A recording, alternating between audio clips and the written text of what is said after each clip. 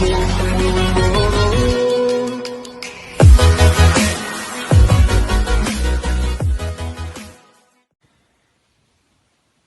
फिर से एक नया लेक्चर लेके आया हूँ मैं आपके सामने। लेक्चर का नाम है Dalton's atomic theory. Dalton's atomic theory भी पढ़ेंगे इस लेक्चर में, और हम एक और थ्योरी पढ़ेंगे जिसका नाम है मॉडर्न एटॉमिक थ्योरी। ये थ्योरी आपके सामने मैंने बोर्ड के ऊपर लिखी हुई है। आप एक काम कीजिए, लेक्चर शुरू होने से पहले ही आप इसका स्क्रीनशॉट ले लो, फिर मैं लेक्चर शुरू करता हूँ। तो हो गया स्क्रीनशॉट, चलिए।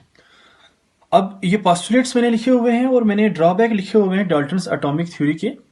तो मैं एक एक करके इन पोस्टुलेट्स को डिस्कस करूंगा आपके सामने, और मैं इन ड्रॉबैक को डिस्कस करूंगा और मैं बताऊंगा। आप बस मेरे साथ बने रहिए और देखिए कि ये क्या पोस्टुलेट्स हैं डाल्टन एटॉमिक थ्योरी के, ये क्या कहता है इन पोस्टुलेट्स में। तो सबसे पहला जो पोस्टुलेट है डाल्टन एटॉमिक थ्योरी का, वो ये कहता है कि all matter consist of small indestructible particle called atom. ठीक है, अब थ्योरी शुरू करने से पहले मैं आपको कुछ बता देता हूं। डाल्टन पहला एक ऐसा बंदा था जिसने पहली बार, मतलब पहला ये बंदा था जिसने ये एटम के बारे में सबसे पहले इसने कहा था। सबसे पहले जिसने बताया एटम के बारे में वो डाल्टन ही था, और जिसके बेस पे उसने थ्योरी दी थी, जिस थ्योरी का नाम है डाल्टन एटॉमिक थ्योरी।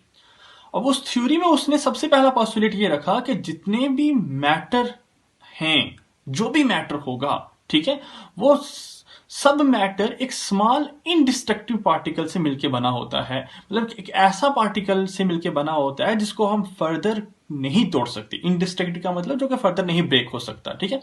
मतलब उसके कहने का मतलब ये था कि अगर मैं मैटर को डिवाइड करता हूं, तो मैटर डिवाइड होता रहेगा। एक वक्त आएगा कि वो मैटर फर्दर डिवाइड नहीं होने वाला। वही पार्ट जो फर्दर डिवाइड नहीं होगा, उस पार्ट को उसने नाम दे दिया एटम। मैं आपको ये बता दूं कि एटम जो है, ये एटम का मतलब ही है अनकटेबल। एटम का मतलब ही अनकटेबल है, ठीक है। तो पहला पॉइंट आपको क्लियर हुआ। पहला पॉइंट उसने ये कहा है कि जितने भी मैटर हैं वो एक इनडिस्ट्रक्टिव पार्टिकल से मिलकर बने होते हैं, जो कि फर्दर ब्रेक नहीं हो सकते। उन पार्टिकल का नाम है एटम। सेकेंड पॉइंट उसने कहा कि atom of same element are same. मतलब फॉर एग्जाम्पल मैं आपके सामने ये एक लेता हूं पीस गोल्ड का, और यहां भी एक गोल्ड का पीस ले रहा हूं। दो गोल्ड के पीस है मेरे सामने, ठीक है। अब ये गोल्ड का पीस और इस गोल्ड के पीस में कोई भी डिफरेंस नहीं होने वाला, क्योंकि जैसा ये गोल्ड का पीस होगा, सिमिलरली ये गोल्ड का पीस भी वैसा ही होने वाला है। उसका रीजन ये है कि इस गोल्ड के पीस और इस गोल्ड के पीस में दोनों में एटम क्या है, सेम है, ठीक है। ये दोनों सेम ही एलिमेंट से मिलकर बना हुआ है, तो atom of same element are same. तो ये था second postulates, atom of same element are same, ठीक। तो तीसरा पोस्टुलेट डाल्टन एटॉमिक थ्योरी का था कि atoms of different element are different. Similarly जैसे मैंने अभी एग्जांपल ली, एक गोल्ड और दूसरा गोल्ड का पीस लिया। अब एक मैं आयरन का पीस ले लेता हूं, एक गोल्ड का पीस ले लेता हूं। तो कॉमन सी एक बात है, ये आप खुद जानते हैं कि आयरन और गोल्ड दो अलग अलग एलिमेंट हैं, और दो अलग अलग एलिमेंट दो अलग अलग एटम कैरी करते हैं। तो दो डिफरेंट एलिमेंट आर डिफरेंट, ठीक है, एवरी रिस्पेक्ट, ठीक है, वो डिफरेंट होंगे कुछ किसी भी रिस्पेक्ट में, आप देख लीजिए। तो ये है third postulate Dalton atomic theory का। फोर्थ पोस्टुलेट है डाल्टन एटॉमिक थ्योरी का, atom is the smallest particle that take part in chemical reaction. तो कोई भी केमिकल रिएक्शन जो होगी, किसी भी केमिकल रिएक्शन में जो सबसे स्मॉलेस्ट पार्टिकल होगा वो एटम ही होता है, जो कि रिएक्शन में टेक पार्ट करता है, ठीक है। पांचवा पोस्टुलेट है, atom of two or more same kind और डिफरेंट काइंड। मतलब दो सेम काइंड के एटम या दो डिफरेंट काइंड के एटम कंबाइन करेंगे, यहां तक का मतलब है। दो सेम या दो डिफरेंट काइंड के एटम आपस में कंबाइन करके, और कंबाइन करने का रेशो है simple ratio, to form compound, ठीक है। एक एटम दूसरे एटम के साथ कंबाइन करेगा। ये एटम और ये एटम सेम भी हो सकते हैं, ये एटम और ये एटम डिफरेंट भी हो सकते हैं। एक दूसरे के साथ कंबाइन करके क्या बनाएंगे, कंपाउंड बनाएंगे। अब ये 2 से ज्यादा भी हो सकते हैं, ये नहीं कि सिर्फ 2 ही हो सकते हैं, 2 से ज्यादा भी हो सकते हैं। मैं एक बार फिर से बोलता हूं, 2 सेम काइंड के एटम या 2 से ज्यादा सेम काइंड के एटम या 2 डिफरेंट काइंड के एटम या 2 से ज्यादा डिफरेंट काइंड के एटम आपस में कंबाइन करेंगे और कंबाइन करने से वो क्या बनाएंगे, कंपाउंड बनाएंगे, जिसको आजकल हम कंपाउंड को हम मॉलिक्यूल के नाम से भी जानते हैं। ये मॉलिक्यूल का नाम एवोगैड्रोस ने दिया था। एवोगैड्रोस फर्स्ट साइंटिस्ट था जिसने मॉलिक्यूल को डिफाइन किया था। Next, atom can neither be created nor be destroyed. ये तो आप छोटी क्लासेस में भी पढ़ते आए हैं कि एटम ना ही अपनी मर्जी से हम क्रिएट कर सकते, ना ही उसे अपनी मर्जी से हम डिस्ट्रॉय कर सकते। फॉर एग्जांपल हाइड्रोजन है एक, तो हाइड्रोजन सॉलिड स्टेट में है, इसी हाइड्रोजन को हम लिक्विड स्टेट में भी कन्वर्ट कर सकते हैं और इसी हाइड्रोजन को हम गैसियस स्टेट में भी कन्वर्ट कर सकते हैं। मतलब एक स्टेट से दूसरी स्टेट हाइड्रोजन की चेंज हो सकती है, लेकिन वो डिस्ट्रॉय नहीं हो सकता, ना ही उसे हम बढ़ा सकते हैं कभी। ठीक। Postulate number 7, in any chemical reaction only combination, separation and rearrangement of atom take place।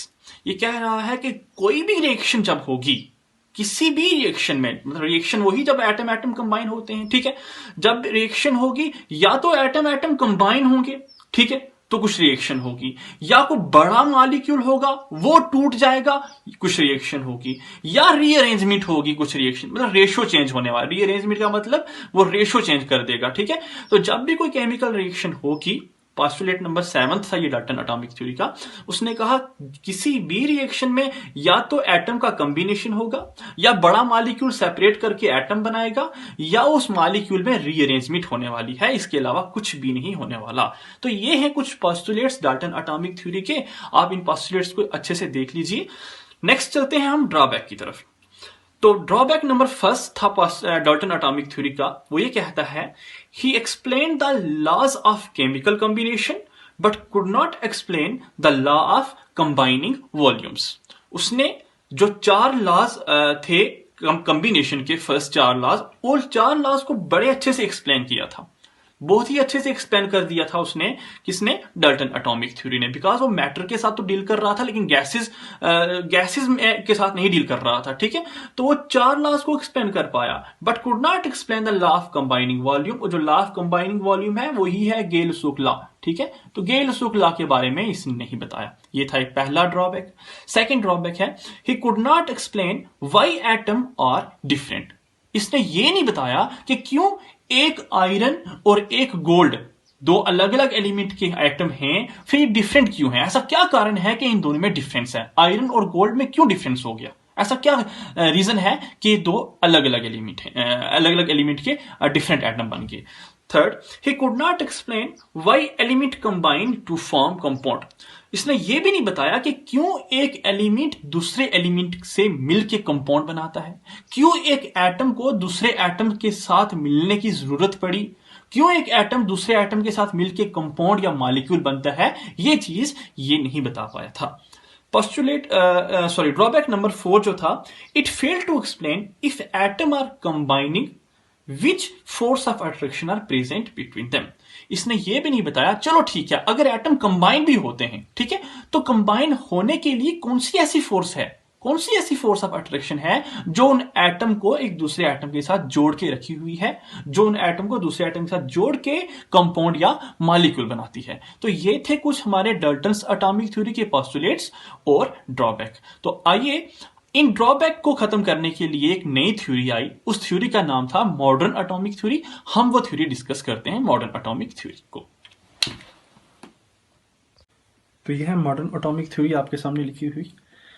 मैं एक बार आपको बता देता हूं कि अगर मैं आस्ता आस्ता लिखता रहता, जैसे साथ साथ में एक एक पॉइंट लिखता और एक एक पॉइंट आपको समझाता, तो उससे वीडियो बहुत ज़्यादा लेंथी हो जाती है, 40-45 मिनट की वीडियो हो जाएगी। मोर ओवर यहाँ 4GB नहीं है, तो मैं वो वीडियो अपलोड भी नहीं कर पाऊंगा और ना ही वीडियो आपकी क्लैरिटी सही तरीके से मिल पाएगी आपको। दैट्स वाई मैं पहले लिख लेता हूँ, उसके बाद में इसका फिर वीडियो उठाता हूँ।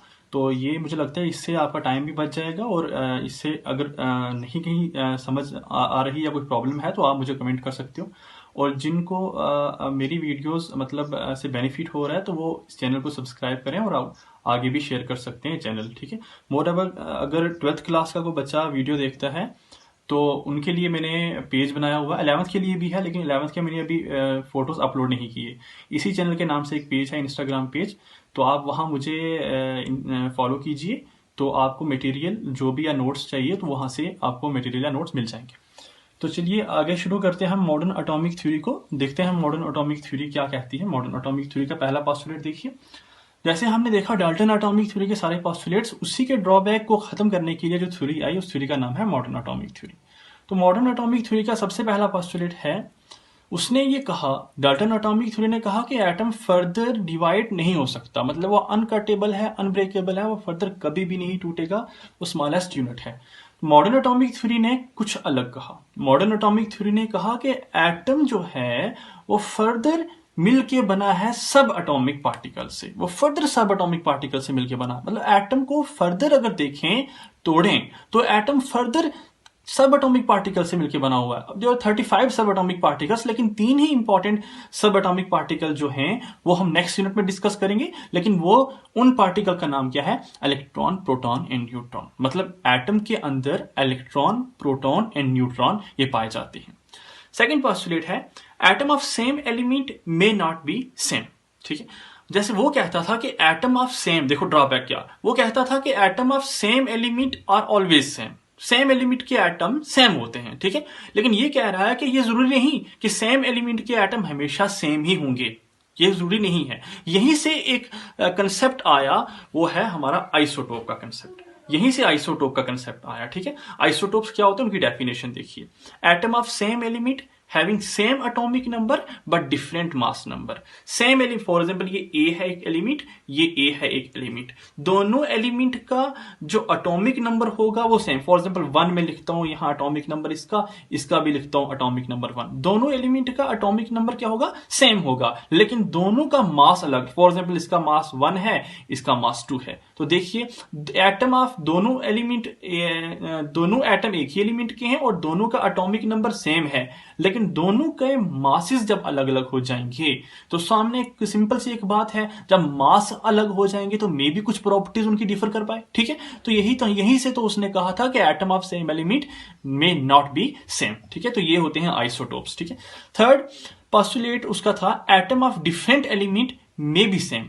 तो डिफरेंट एलिमेंट के एटम वो सेम हो सकते हैं। ऐसा नहीं है कि डिफरेंट एलिमेंट के एटम हमेशा ही डिफरेंट होंगे, ऐसा नहीं है। ये उसने कहा था कि अगर डिफरेंट एलिमेंट के एटम भी सेम हो सकते हैं। फॉर एग्जांपल ये एक एटम है ए, ठीक है, और ये एक एटम है बी। ठीक है, दो अलग अलग एलिमेंट हैं। एक एलिमेंट का एटॉमिक नंबर लेट करता हूं 1 है, ठीक है, और दूसरे एलिमेंट का एटॉमिक नंबर लेट करता हूं मैं 2 है। ठीक है, अब दो डिफरेंट एलिमेंट हैं, दो डिफरेंट एलिमेंट के दो डिफरेंट एटॉमिक नंबर हैं। अब मासेस में बोलता हूं इसका मास 2 है और इसका मास भी 2 है, तो दो डिफरेंट एलिमेंट के डिफरेंट एटॉमिक नंबर बट उनके मासेस क्या हैं? सेम हैं। अब अगर उनके मास सेम हैं तो मे बी उन एलिमेंट की कुछ प्रॉपर्टीज ऐसी हों जो सेम हों। तो atom of different element have same mass number but different atomic number, तो इनको हम बोलते हैं आइसोबार्स। आइसोटोप्स की एग्जांपल आप देख लीजिए। आइसोटोप जब इसमें atomic number same, for example carbon 12 हो गया, कार्बन 13 हो गया। ठीक है, ये है हमारे आइसोटोप की एग्जांपल। देखिए दोनों कार्बन एटम है, दोनों का एटॉमिक नंबर 6 है, लेकिन एक का मास 12 है, एक का मास 13 है। ये है आइसोटोप की एग्जांपल। तो जरूरी नहीं कि ये दोनों एटम सेम ही हो, दोनों में एटम की अलग अलग प्रॉपर्टीज हो सकती हैं। ठीक है, अलग अलग प्रॉपर्टीज क्यों? क्योंकि उनका मास नंबर अलग अलग है। तो एटम ऑफ डिफरेंट एलिमेंट में भी सेम। इसकी एग्जांपल आप देख लीजिए आइसोबार की। फॉर एग्जांपल कैल्शियम हो गया हमारा, जिसका एटॉमिक मास 40 है, और फॉर एग्जांपल आर्गन हो गया, इसका मास भी 40 है। देख लीजिए दो अलग अलग एटम है, दो अलग अलग एलिमेंट हैं, बट दोनों का मास क्या है? सेम है। तो ये आइसोबार की एग्जांपल होगी। Point number 4, atom is the smallest unit that take part in reaction. ये सेम पोस्टुलेट वही था जो हमारे डाल्टन एटॉमिक थ्योरी का था। इस पोस्टुलेट और डाल्टन एटॉमिक थ्योरी के पोस्टुलेट में कोई भी डिफरेंस नहीं है। पॉइंट नंबर 5, एटम में not combine in simple ratio. अगर आपको याद है, अगर आपने स्क्रीनशॉट लिया था उसका, तो वहां पे ने एक पॉइंट आपको लिखाया था। पॉइंट नंबर 5 देख लीजिए। पॉइंट नंबर 5 में मैंने कहा था कि एटम जब भी कंबाइन होंगे, कंबाइन होके कंपाउंड या मॉलिक्यूल बनाएंगे, लेकिन कंबाइन होने का वे क्या होगा? सिंपल रेशो होगा। लेकिन ये जरूरी नहीं, इस थ्योरी ने कहा कि ये जरूरी नहीं कि एटम सिंपल रेशियो में ही कंबाइन हो। एटम फॉर एग्जांपल एक एग्जांपल लेता हूं मैं आपके सामने एग्जांपल सुक्रोज की। देखिए सुक्रोज की एग्जांपल ले रहा हूं। सुक्रोज हमारी वो टेबल शुगर है जो हम घर में यूज करते हैं। उसका फॉर्मूला है C12H22O11। देख लीजिए कार्बन, हाइड्रोजन और ऑक्सीजन का रेशो क्या है यहाँ पे 12, 22, 11। ठीक है, this is not simple whole number ratio. तो ये जरूरी नहीं कि एटम जब भी कंबाइन होकर कंपाउंड या मॉलिक्यूल बनाए वो सिंपल होल नंबर रेशो में ये बनाए, वो कम्प्लेक्स रेशो में भी बना सकता है। उसके बाद पॉइंट नंबर 6 देखिए, atom of one element may change into another. For example मैं आपके सामने एक एग्जाम्पल लेता हूं यूरेनियम की। ठीक है, यूरेनियम की एक एग्जाम्पल ले रहा हूं। यूरेनियम हमारा एक एलिमेंट है। अगर इस यूरेनियम के एलिमेंट को हमने न्यूट्रॉन के साथ बम्बार्ड करवाया, यूरेनियम के एलिमेंट को न्यूट्रॉन के साथ बम्बार्ड करवाया, ये यूरेनियम का एलिमेंट टूट के फर्दर एलिमेंट हमें दे देगा, प्लूटोनियम दे देगा। ठीक है, प्लूटोनियम दे देगा।